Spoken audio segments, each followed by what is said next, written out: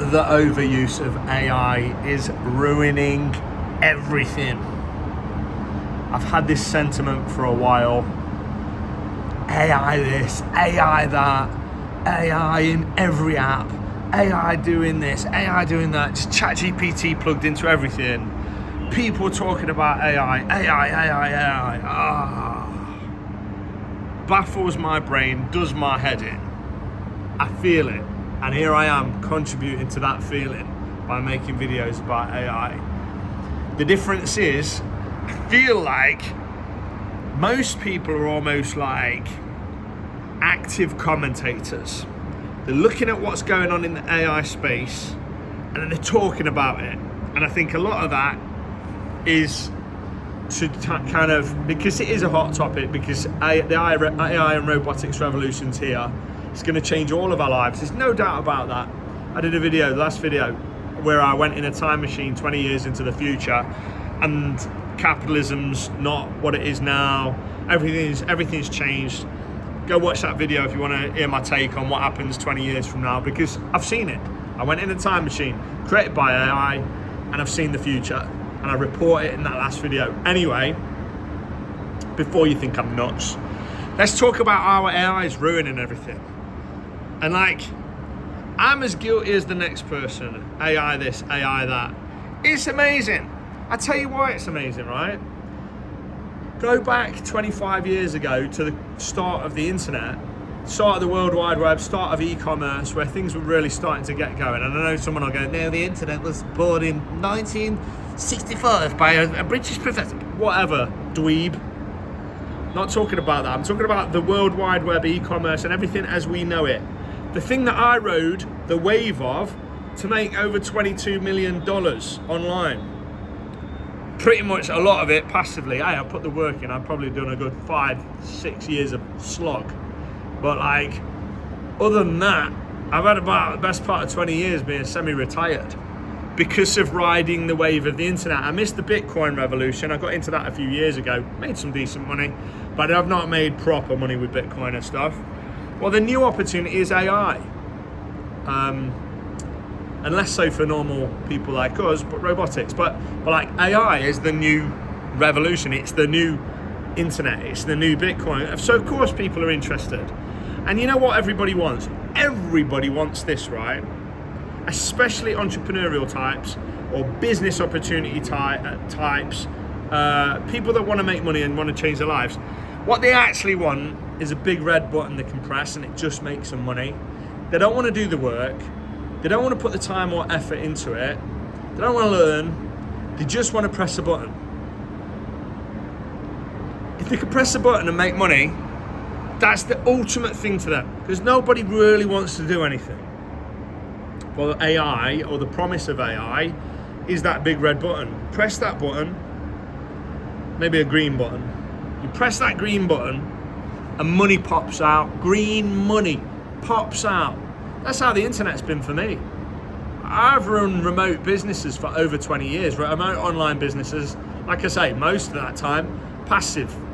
And I know people like, I'm not going to mention his name, Hook, Right Jab or whatever, that guy, NFT boy.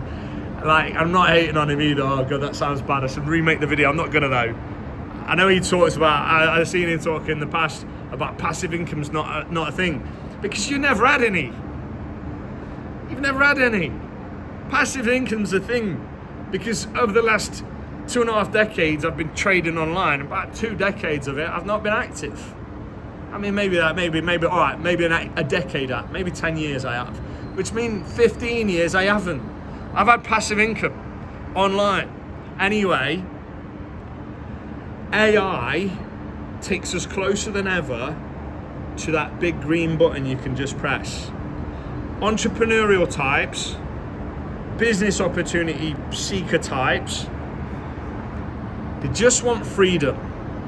They want to be able to do what they want to do, go where they want to go, on their schedule, without answering to anybody, and without having to check the price. That's what they want. And if you can give them that, you've got their time, attention, and money. Now, AI used in the right ways. And I'm not just talking about AI. I've been an entrepreneur my whole adult life. I'm interested in making money. I'm interested in helping you make money and exploring opportunities to make money, especially in the AI space. What was I going to say? I don't even know what I was going to say. I lost my train of thought. But anyway, you want that big green button, don't you? You just want to press the green button. You want the freedom, you want the time, you want the money, you don't want a boss, you want the green button. Well, AI and AI agents and automation and all this new revolution that we're just starting to do this on, that gives you that big green button if you know what you're doing. But the problem is, it's become noise. AI this, AI that, blah, blah, blah, boring, yawn, Zeds. I even started tuning out to it. Don't get me wrong, I use multiple AI tools and AI agents every single day, and increasingly so. I've gone from what at the height of it may have been a 50-person business, including virtual assistants from the Philippines, coders from Ukraine, designers from India, like people all over. I've got a remote team all over the world, still do. I've gone from, having a big team to like, increasingly I don't want a team. And it's not that I don't want a team, I don't really need a team. Because the AI tools that I'm using are better specialists at anything I use them for than anyone I can hire. Now don't get me wrong, I'm still a better copywriter in my opinion than the AI is. But it's blooming close. And I'm only better because I can inject that human element of it and that experience and stuff. Like on paper, from a pure persuasion point of view, it's as good as me, I'm sure. With the right prompts, and if you kind of do the right things, it's probably as persuasive as I can be. And a bloody digital brain wrote it, AI wrote it, which is crazy because I've been writing copy for over 20 years. I still prefer my copy. When I start thinking, right, this time, this webinar, this launch, this sales letter, this VSL, I'm writing this one with AI. And then I start doing it, and I feel like the soul's been sucked out of my writing, even though I can put soul into it by saying, look, AI, pretend Gary Bencivenga, old copywriter, made love to Dan Kennedy, had a love child by Gary Halbert, and they all spent 10 years in the pub together talking about copywriting. Now write it like that. Oh, it's got personality, it's got pizzazz, but there's something that's missing. There's something soulless about it. There's something that's missing that still makes me go, you know what, I could use AI, but if I'm gonna read it, if I'm gonna present it as my text, it still doesn't feel right. So I think increasingly over time, just as a side note, I think people that clearly don't use AI and clearly do inject their own personality, thoughts, words into stuff will stand out. So I do think there'll be almost an economy within the AI economy that chooses, like for example, let's say you could, I don't know. No, I'm not going to think of an example. I'm rubbish at examples. I'm not doing no edits. I'm just going to keep going. There's going to be a bunch of people that choose to use humans because they miss human contact, they miss community, they miss humanity. So there is going to be an industry still for humans, but it's going to be a little bit bougie to use a human. Do you know what I mean? Like, I can have this thing that I want, and it costs me 20 cents. Human AI robotics will provide it. Or I can have this human do it, and it costs me $20. It's like, it'll be a little bit like lonely people that seek that human connection that social media mostly stole from us. It's gonna be like that. Like, I could go to a meetup online, virtually. I get the same information, I get this, like I can see people online. It's not the same as in person, is it? There's something special about being in person, around humans, that social media's kind of ruined, online's kind of ruined, and AI is going to ruin it even more, because like increasingly so, you're going to be reading content that's been written by AI. Like, The world's changing. AI is going to change everything. Loads of it for the better, loads of it for the worse. Just like everybody's got a phone now, haven't they? But now when they're at a restaurant with their friends or family, everybody's looking on the phone. Not everybody every time, but a lot of the time, you just like don't think about it. Next time you go, just have a little look, just go, like, who's looking at the phone? You'd be surprised how many people are on their phones living in this virtual world. You might even be in a restaurant now watching this. Can you imagine? Maybe that's over the top, but yeah, it's crazy how humanity's shifted. But anyway, AI is ruining everything because people are just shoving it down your face. I zoned out to it a while ago. I tell you what zoned me back into AI. When I saw that the things I've been doing over the last 10 years or whatever it is, plus, a lot of the things I was doing and having to pay people for and spend months or years to build and create and business stuff that I was doing with humans and paying a fortune and waiting for ages and then still having, it's not right, so you got to go back and forth. When I realized that those functions could be done by AI and AI agents, not in the future, not some promise of it, but done now and better than they can do it, that's when it perks my ears up, because it's like, I can't stay on top of everything that's going on in the AI space. You would need 100 people full-time researching everything that's going on in the AI space to know what's going on. Some of the things you have to do if you're going to be in this space is not try and look at everything, because it's just to be a hobbyist in the AI space is too much going on. So you need to almost listen to thought leaders, of which maybe you consider me as one day, at least if I continue to make videos about AI, maybe you'll go, oh yeah, this guy's kind of sees it differently to other people, and maybe you like the way I see it, I don't know. Maybe you think I'm an idiot that talks about Star Wars and weird tangents. But maybe you start to see my way of thinking, and you realize that if you just focus on 1, 2, 3 tools, it's better than focusing on everything. I know it's pizzazzy, jazzy. I know every time you scroll on TikTok or X or whatever, or YouTube, there's somebody else saying the best new AI tools for this. It's like, that's their business. Telling you about these weird little tools that most of which are just on the backbone of ChatGPT anyway, like that's their business. That's not where you're gonna seek your riches and find your gold niche. There's a gold rush in AI. It ain't in knowing everything that's going on. It's about going, right, which few tools, 1, 2, 3, 4, 5 tools maximum, but probably I use 3 tools day to day. Which 3 tools can I deep dive into and ignore the noise? I know this tool does this really cool thing. Oh, and that tool really does that cool thing. Okay, you might plug in APIs into stuff, but like, you've got to focus on,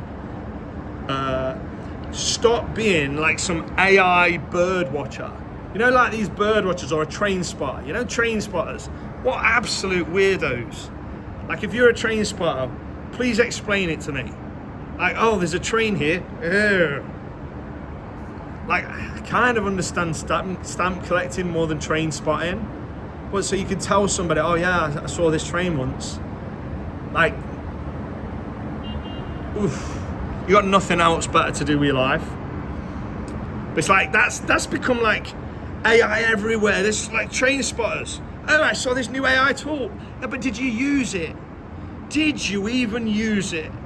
Did you even fire it up, or did you see somebody else talk about it and go, hey, it does this? Have you tried using it? Because maybe it does something like that, but it doesn't do the things you need to actually make a business and actually make money with it and actually make a difference. It's like there's loads of gimmicks out there and people talking about the gimmicks. I'm not bashing anyone, whatever. There's a need for these train spotters to alert you to new opportunities. It's like some people's whole business model is creating content on whatever new AI tools out there, and most of them are a joke. Which is why it gets sick. My Aura ring, right? Health tracking ring. It's got something in it called Advisor or something. I know it's the obvious play to put AI into everything, so I'm not like bashing them.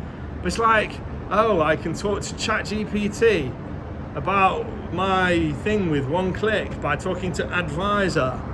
Like, maybe that impresses some people, but it don't impress me. It's low hanging fruit because they're not using it to its best ability. But you need to focus, you need to ignore the noise, block it out. And if you want to make money with AI and automation and robotics and this AI revolution that it's the start of, we're here, it's going to do this, whoa, and then that's it, game over. You ain't got a chance. AGI, ASI, you're out the game at that point. You need to catch it here, which is where it is. But if you can ride that wave, you can get rich. But that's not by being a train spotter or a bird watcher. That's by being a generalist and using the tools as your specialists, but using the agents. So I'm going to transition to my previous analogy of slaves and slave masters. The AI tools are essentially your digital slaves. The AI agents are your digital slave masters that order the slaves what to do. And you need to be the puppet master, the conductor, the orchestrator. You need to be the one telling your slave masters, do this, do that, do this. And just making decisions when the slave masters come back to you and go, or the slaves come back to you and go, oh, we've hit this problem, boss. You need to just nudge them in the right direction with an overarching bigger goal. And that goal needs to be not, ooh, look at this tool, and I use this tool. The amount of people that I see talking about, well, this tool is better than your tool. Weirdos. Who gives a crap? Like, oh, you used a tool and it's good. It's good to know that stuff, but don't get obsessed by it. Don't get obsessed by all the shiny objects. There's too many shiny objects. You're not a sticker collector or a stamp collector or a bird watcher or a train spotter. You're a business owner. You're an entrepreneur. So you need to find problems. You need to find a customer avatar with a problem. And now you need to find a way to automate that problem out of their lives with AI. And you can do that now using AI and AI agents in a way that you couldn't do it before because you didn't have the skill set, you didn't have the funds, you didn't have the time, you didn't have the knowledge, you didn't have the conviction, you didn't have the entrepreneurial nous to make that happen then. But now you don't need it. Level playing field. I don't know how risky I can get with my language, so I won't say the word I wanted to use, but I'm going to use the word idiot. Any old idiot now can do stuff with AI and AI agents that they couldn't have done a year ago and build a real business, but you've got to find a niche, find a customer avatar within that niche, find a problem they've got, solve the problem. If you can solve the problem, put a payment front end on that, whether that's sales calls, AI ones or humans for high ticket stuff, whether that's a webinar, a video sales letter, a long form sales letter, some email sequence. You can build all this stuff out now. You can build entire funnels, entire whatevers, sales processes, conversion vehicles, pick your poison on a term. You can build the entire thing out using AI and AI agents. You just got to glue the bits together. Just because we're not quite at the point whereby we can go to the AI agent and say, just make me loads of money and tell me when you have. We're not there yet. I don't foresee that lasting long. If it is, it might be for some people at some point, but like, if I can just go to an agent and say, make me money, well, everyone can, can't they? And then you've got agents competing with agents, and I don't know where that ends. It's like living in a movie. It's an exciting time to be alive. It's terrifying, but it's an exciting time to be alive. But you need to not just tune out because there's so much noise and so much blah blah AI stuff. You need to pick a tool or two, pick an agent, pick a couple of tools. That's what I've done. 2 tools, 1 agent. Define your niche, your customer avatar. That's a section of people with the same problem in that niche. Solve the problem with AI and AI agents to the point whereby you don't have to do anything or don't have to do much. The sales letter sells them. Maybe the AI agents or AI drives the traffic. Like the AI and AI agents maybe provide the service or some version of that, because you can always still do outsourcing to fill in the blanks. You can recruit Filipinos or South Africans. We've got them all over the world. We've got people all over. Serbia. And then they fill in the blanks. But yeah, increasingly, my new businesses, I'm not employing anyone. I could see a day where I might get to a 5 to 7 man team, but that would be unusual, I think. Definitely not climbing to double digit teams ever again.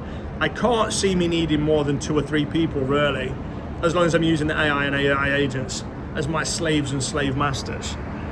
Pick a problem, pick a niche, pick a problem, pick an avatar. Well, that's not the right order, but you get the point. See what problems they've got that you can solve, that they would pay. It's got to be a pain point that's painful enough that they'll pay somebody to do it. And you don't have to pick a brand new thing. Quite the opposite. Better to move into a space that's actually got active spend in it. Go build a solution with AI and AI agents. The playing field's leveled. You can do it now. You couldn't do it before because you didn't have the skill set, time, inclination, whatever. But now you can do it. Go build that. Put it all together. And 2 to 3 years from now, ride this wave. And there's a good chance you've made a lot of money. I don't know if that's 5K a month or 10K a month or 100K a month. That's down to you. Could be more. Some people will do $1 million a month with this exact technique that I'm talking about. But stop acting like a bird collector. Stop zoning out. Just zone in on a couple of bits. Think about the end goal, solving problems for paying customers, and then work back from there. Don't go, oh, this new model makes amazing videos. Look, mommy, I can make a gorilla fighting 100 men. Oh, look, the gorilla wins. Oh, amazing. How do you monetize it, dummy? I mean, maybe there's already, maybe you're monetizing it. You know, put that content on TikTok, trending. Maybe you monetize it like that. I don't know. But avoid the low-hanging fruit. Find a problem, solve the problem. Use AI and AI agents to do it. Stop tuning out to it. Just zone in. Just focus on a couple of bits. Don't focus on everything. And trust me, 6 months from now, 12 months from now, if you stick with it, you'll be like, Matt was right. But you'll probably just keep scrolling, watch another video, be impressed by another TikToker saying, the 5 best new LLMs for 2025. Amazing. Thanks. And then you'll get bored of it, zone out. Before you know it, C3PO will be wiping your bum on your deathbed and feeding you cornflakes, and you'll be like, what just happened?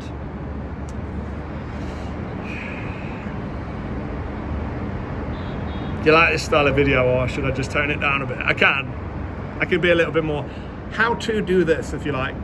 Anyway, thanks for watching. Go build some stuff with AI and AI agents whilst you can, whilst there's a window of opportunity to get rich, baby. It's right now, gold rush is on. What are you doing in the gold rush? You're scrolling, or you're building with your, what was that? I think I was possessed. Or you're building with your AI slaves and AI slave masters. Sorry, Skynet. I'm digging my own grave here. I'm first one getting drone strikes, innit? But by Skynet, he's taking me out for sure. Or he'll develop a biological weapon that just targets my genes, and like, boom, I just dropped at Florida, even though it happened. The future's weird. Thanks for watching.